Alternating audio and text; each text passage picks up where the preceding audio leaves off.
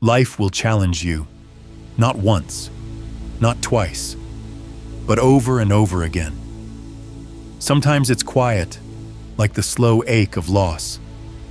Other times, it hits like thunder, fast, loud, and overwhelming. But what if I told you resilience isn't about being tough or pushing through? What if true strength came from stillness, from training the mind to bend, not break? Today, I want to share with you a Buddhist guide to resilience. 3 timeless strategies to help you meet life's hardest moments with clarity, calm, and inner strength. Because pain is certain, but suffering, that's where we have a choice.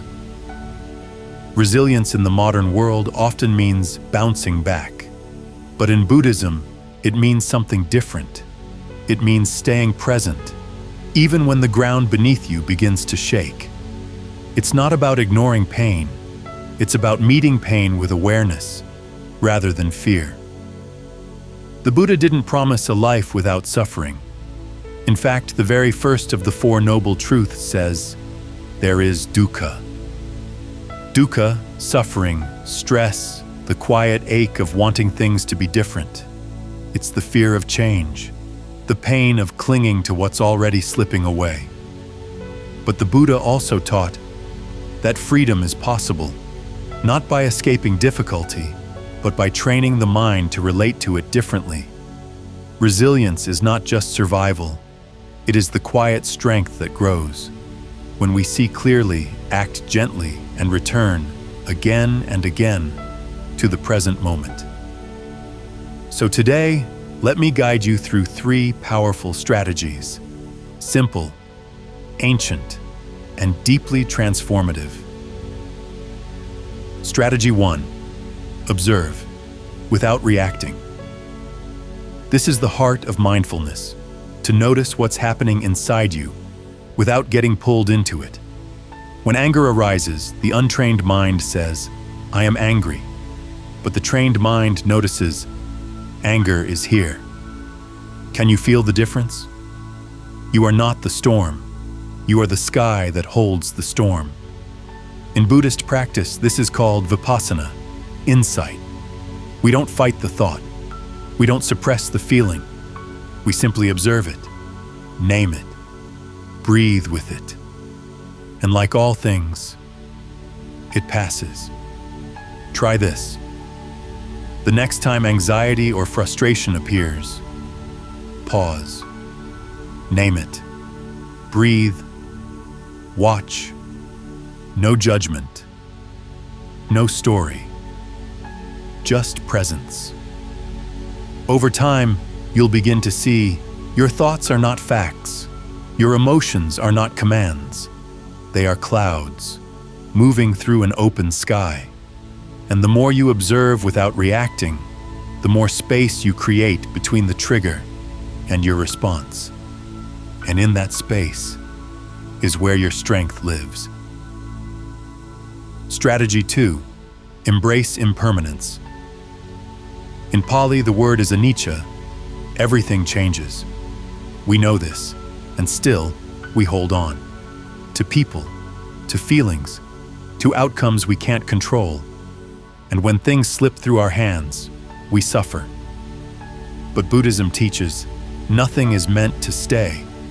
Not joy, not sorrow, not even this moment. The tree loses its leaves. The wave returns to the sea, and the breath you're taking right now will soon be gone.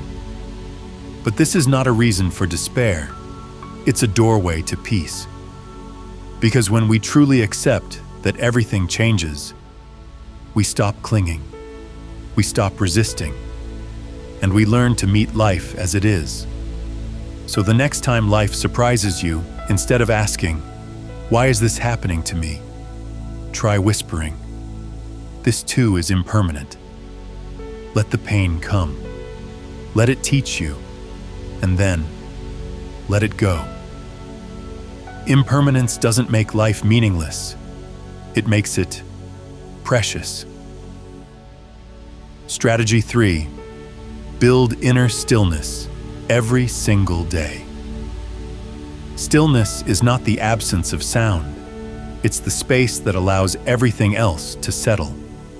You don't need to climb a mountain or leave the world behind. Even 5 quiet minutes in the morning can change your day. Sit, breathe, feel the rise and fall of your chest. Let your thoughts come and go, like birds passing through an open sky.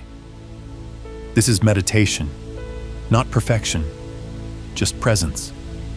And the more often you return to stillness, the more you begin to carry it with you, into your work, into your relationships, into the hardest moments. Stillness isn't escape, it's training. It's where you meet yourself, honestly, gently, fully. And over time, this quiet space inside you becomes stronger than the storms outside you. And when life gets loud, you'll know the way back home. Let me share a story with you. There was once a farmer. One day, his only horse ran away. The neighbors said, "How terrible! What bad luck!" The farmer replied, "Maybe so, maybe not." A week later, the horse returned, bringing 3 wild horses with it. The neighbors said, "Amazing! What good fortune!" The farmer smiled. Maybe so, maybe not. Soon after, the farmer's son tried to ride one of the wild horses and broke his leg. "Such bad luck," said the neighbors. Again, the farmer said, "Maybe so, maybe not." A few weeks later, the army came to the village, taking young men off to war. But the farmer's son was left behind because of his broken leg. "You're so lucky," the neighbors whispered, and the farmer once more said only, "Maybe so, maybe not."